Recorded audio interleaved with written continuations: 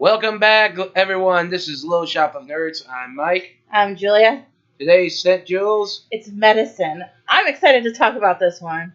Yes, this is one of my favorite animes that I tried to get her to watch for the past year. The Apothecary Diaries. Yeah, so I started watching it one night because I was just bored, and I think I was already up to season 2 within like a week. And then I tried to back down a little bit because the season hadn't ended yet. Season 2 wasn't over yet. Season 2 ended on July 4th, and they just recently put out all the dub episodes for this season too. So we are just waiting for season 3. It has been announced that season 3 will be that there will be a season 3, and I am probably going to try to read the light novels and read the manga before season 3 comes out, because I'm kind of obsessed. Because Jinchi, which I mentioned this, if you guys saw my short yesterday I did for the Demon Slayer Hashira, Saturday, you will know that I have, and if you've seen our previous videos, I have a thing for Kaiji Tang, and Kaiji Tang does the voice for Jinchi. So, yeah, Jinchi is definitely my favorite character from the Apothecary Diaries, and my friend and I are talking about her dressing up as Jinchi and me dressing up as Mao Mao, and then I can just be chaotic gremlin Mao Mao for a bit, because I'm short enough for it, because she's taller than me. So, yeah, so it's actually been, I will try my best, and I'm sure Mike will also try his best, to keep this review kind of concise to how the story went. Alright. Pretty much it starts with a young woman named Mao Mao. Or, am I pronouncing that right? Mao Mao, yes. And No. if you see our camera shake, it's Noelle scratching her head. Yeah, Noelle's rubbing up against the table that we have my laptop sitting on. So, anyways, like I said, sorry guys. It's about Mao Mao going into the pleasure district with her father is an apothecary, and she's taking stuff to the pleasure district where a bunch of courtesans live, pretty much. Called the Verdigris house.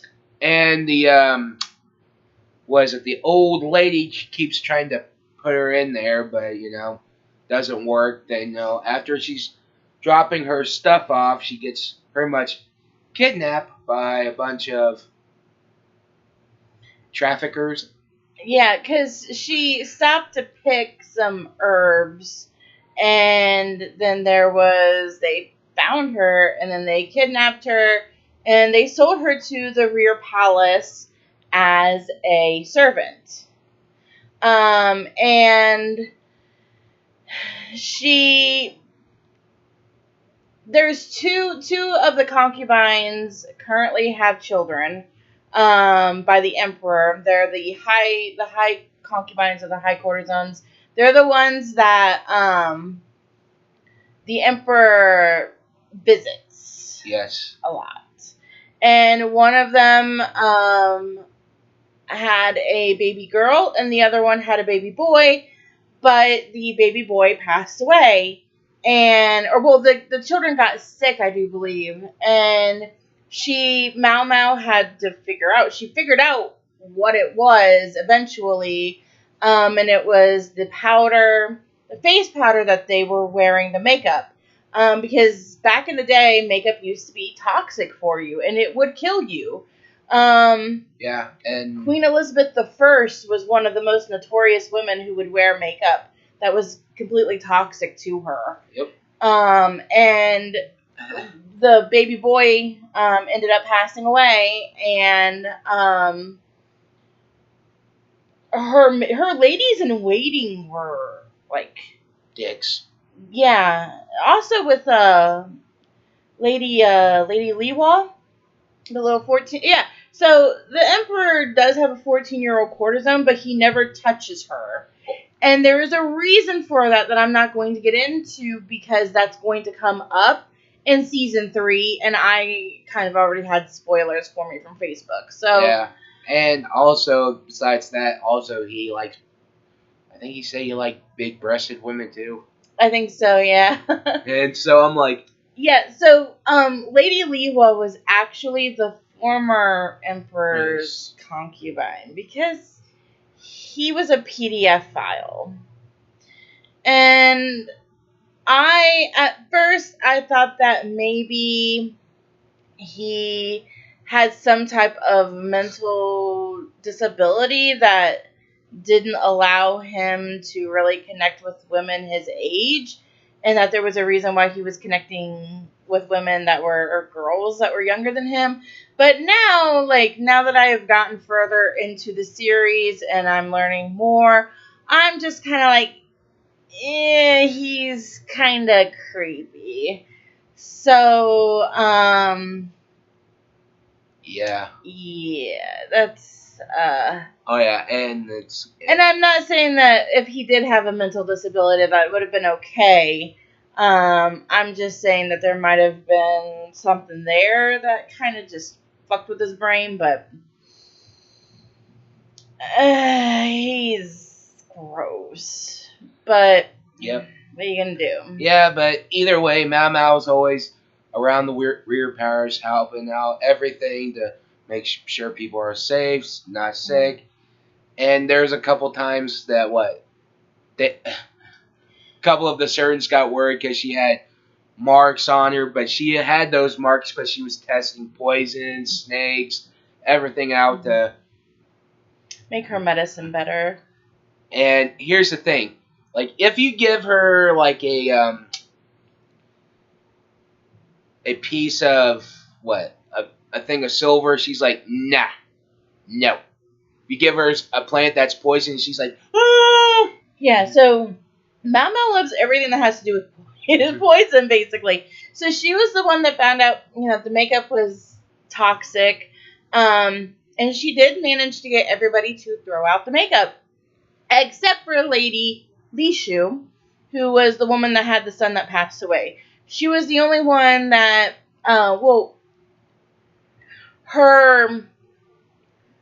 her ladies in waiting kept it and was applying it to her. So then eventually she gets really sick, and it's because of the fucking makeup that Mao Mao told him to get rid of. And she literally went up to one of the ladies in waiting, just smacked her down. And I was like, fuck yeah, go Mao Mao, beat your ass. And See, was it front hand or back hand? I don't remember, but she smacked her so hard she knocked her down to the floor. Because I know there's pimp hand and bitch hand. Yeah, so she just smacked this woman down. I'm like, fuck yeah. But so Mao Mao does eventually get assigned to Lady Gyokyo, I think is how her name is pronounced. She is the one with the daughter. And because she becomes her taste tester. Because Mao Mao is immune to poison. To some poison, she is immune to it.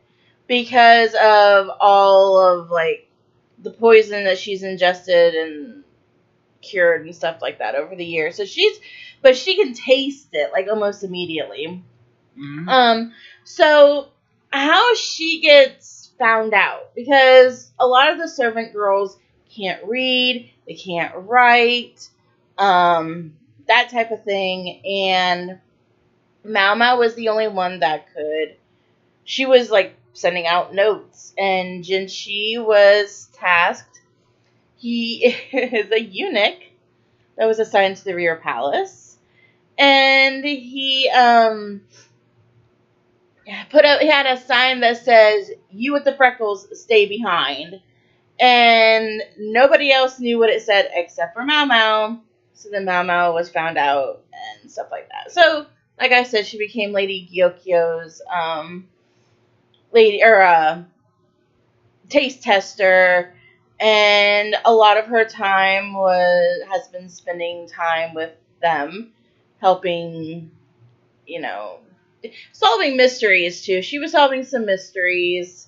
And a lot of it was just because, oh, well, there's this over here that you all shouldn't be using, and then there's this over here that you also shouldn't be using. And that's pretty much all of first season. Yeah. Is Don't forget, we get to see Mau Mau's real father. Oh yes, so Twist the guy that Mau Mau was being raised by was her uncle. Her adoptive father. And her real father works in the rear palace, works at the palace as a strategist, I do believe. A tactician. Tactician, yeah. And he knows Mau Mau is his daughter, and Mau Mau knows that is her father, but she does not consider him her father because she doesn't like him. Well, he never would come to see her, or does it ever actually explain why she didn't like him? Well, I do know because her mother was a courtesan. Yes, which we do see her mother. I really don't know. Maybe he doesn't. Maybe it's something that we'll find out in season 3. I mean, the story, the backstory for him, was kind of sad because he honestly really loved Mau Mau's mother, and he tried to come see her, but they wouldn't let him see her, if I remember correctly. I do know she got this. She got syphilis. That's what she had. She had syphilis. And that's why her face got discarded? Yes. Because untreated syphilis can make you look... It will eventually kill you, too. So, all you people out there, this is why you practice safe sex. Because untreated syphilis can kill you, and it will disfigure your face. Wrap it before you tap it. Yeah, so, and besides... But yeah, she had syphilis. But yes, he bought her, and now he's married to her. But I think it was Mau Mau didn't want him to buy his mother. He wanted to buy the one courtesan who raised her, pretty much. It was like a wet nurse, kind of, forget her name. Yeah, But, But that courtesan... So, I don't think Mau Mau realized that was her mother. I think she knew. She just... I honestly don't know if she realized that was her mom or not. Because she never really showed any type of... Now, I'm going off by the dub. I did not watch the sub until the last 3 episodes because I just wanted to know what was going to happen. So, I watched the last 3 episodes subbed. But all the rest of it I watched dub. But she just never really seemed to show any type of recognition that she knew that this was her mother, or that was her mother. But she was going to this woman and she was taking care of her. She was cleaning her, making sure she had medicine and that type of thing. And then her father did buy her and then marry her. And very much, and before we forget, her freckles, they're just painted on. Yeah, it's clay, because without her freckles, she's a very pretty girl, but she put the freckles on to hide how pretty she was, because then she was afraid, because Mau Mau doesn't, show any type of... Affection. Not affection, she just doesn't really seem to like men. I'm not saying she's a lesbian or anything, but she doesn't have any type of, crush on anyone. Crush or anything like that, and I don't think she really wanted to get married. All she wanted to do was just make medicine and help people. So she's pretty much asexual. And I wouldn't say asexual, because she does start to catch feelings for Jinshi. She just doesn't realize it yet. So Jinshi is always calling on her and calling her apothecary.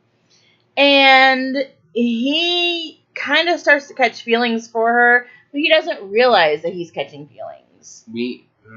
And she is catching feelings and doesn't even realize that she's catching feelings too. This is before season 1 ends. This is a very slow burn anime too. Yeah.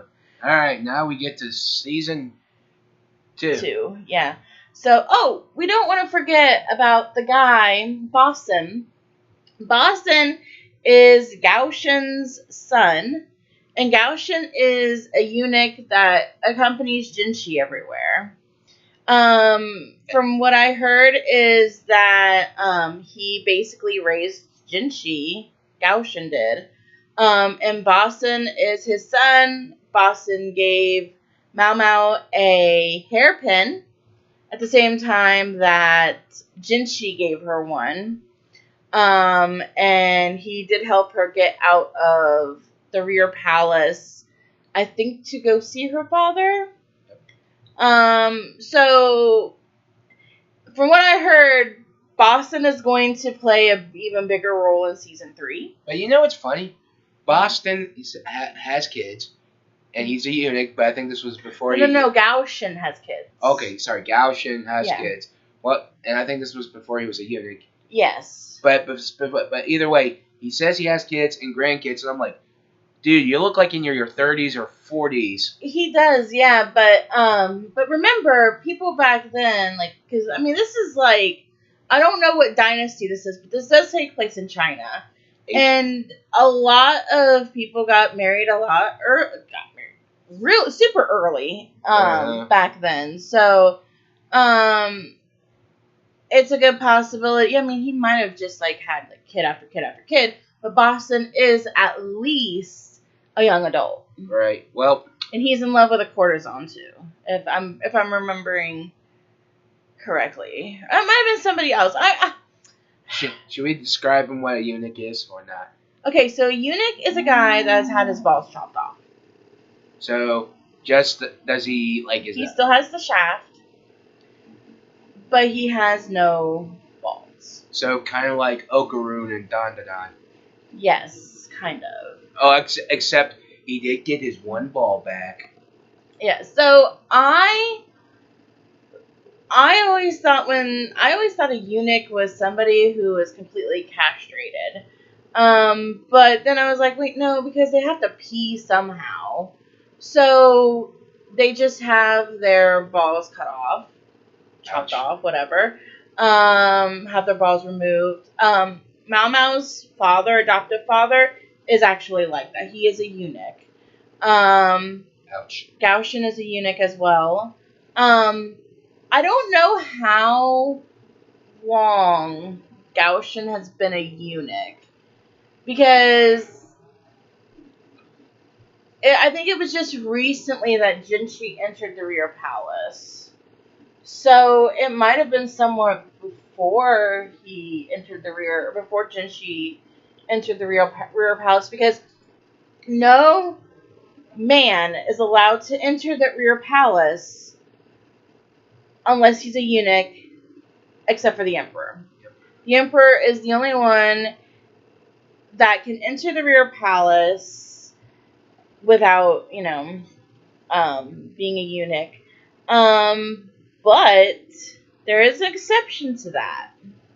And we will talk about that when we get into season 2. Alright, now we're in season 2. Yes. Oh my god. It's been 19 minutes. We need to get to season 2.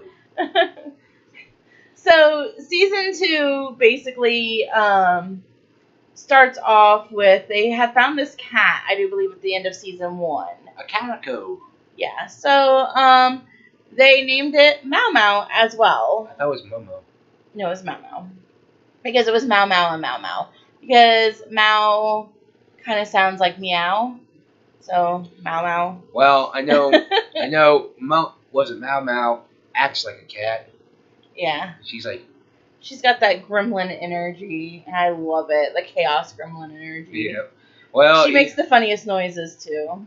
Like I said, she does have that I don't give a crap attitude, but they kept the cat and they use it as pretty much to catch mice in the medicine wing, or the herb story. Yeah, so I do believe Mao Mao is staying with Jinchi at this time. Oh, and before we get to this, Jinji's not a real eunuch.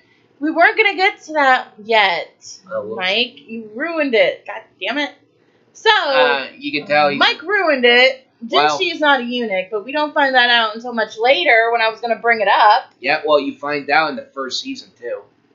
I mean, you have your suspicions in the first season. It's just confirmed in the second. So, yeah, Mao Mao does find out that Jinchi is not a eunuch, and she calls it his frog. And we will get to that in a little bit later.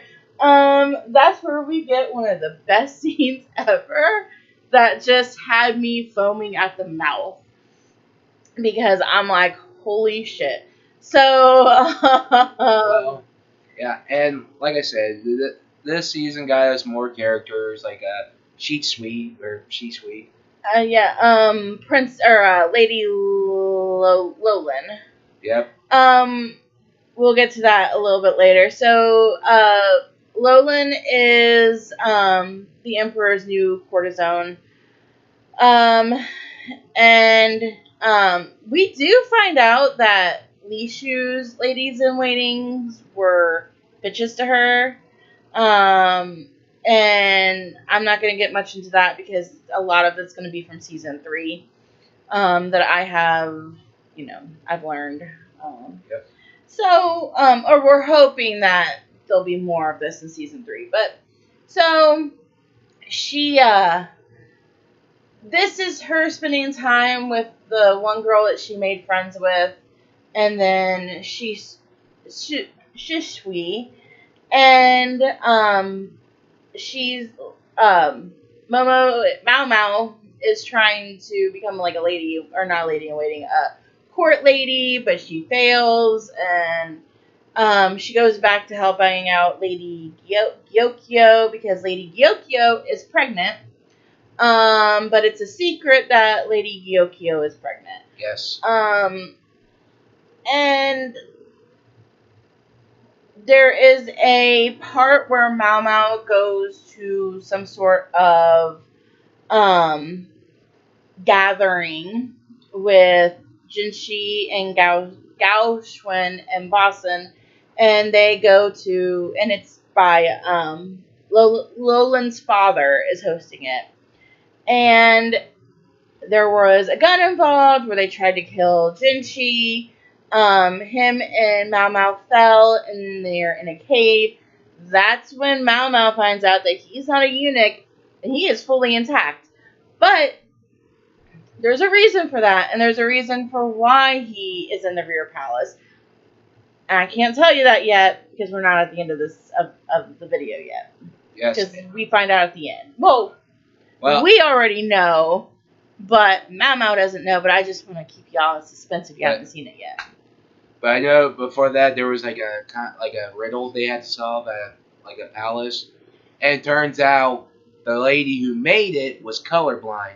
They couldn't get it right the first time, and they're like, Mao Mao's like, hey, let's try the other, because since the person who made it was colorblind, they got to the destination. It turns out it was the actual prize was a view of the palace. Yeah, because I think what it was the emperors were the ones that were colorblind. So then they had to bring their favorite concubines in with them, and then the concubines were the ones that would help him navigate it. And it's not wasn't just the view of the palace. It was they would come out and like everybody would be there waiting for them to cheer for them. Because then that would show that he was the actual emperor. And you know what's funny? The guy who was showing them around knew Mao Mao's adopted father, saying how he would got it right away. And I'm like, dude, you're a dick. Yeah. And Mao Mao helped build a school, kind of. Because Jinshi wanted to build a school, and she kind of just helped with that. Because some of the ladies, like some of the servants, their contracts were coming up, and they needed a place to work, and some of them don't know how to read and write, so it helped.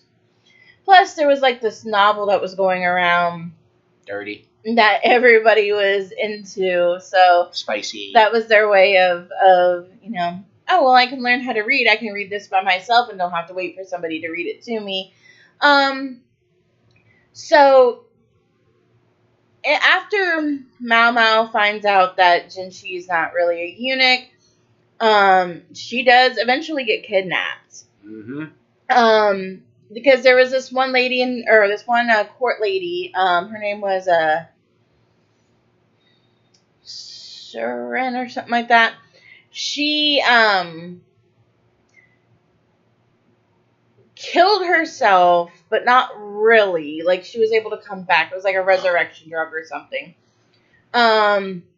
So then she was the one that ended up kidnapping Mao Mao.